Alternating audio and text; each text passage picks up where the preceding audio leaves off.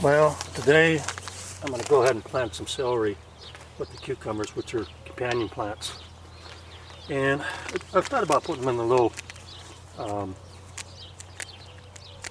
low nitrogen garden bed, but nah, I'll just grow them right here.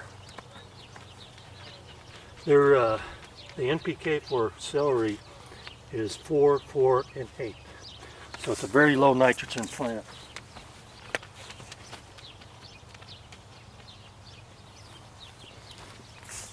So we're just gonna, celery seeds are very small, by the way. So we're just gonna seed this out. Doesn't take much for celery to grow. And if you don't know what a celery seed looks like, well, let's go ahead and show you. That's what it looks like.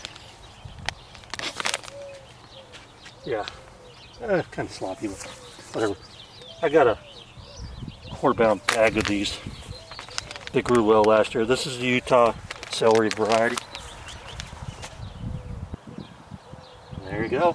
All I gotta do is water it, and now we planted our celery. One thing about celery is it bolts under 40 degrees. Okay, so at the end of the year, it starts getting colder out. It will start bolting when it gets below 40 degrees Fahrenheit. Thanks for watching.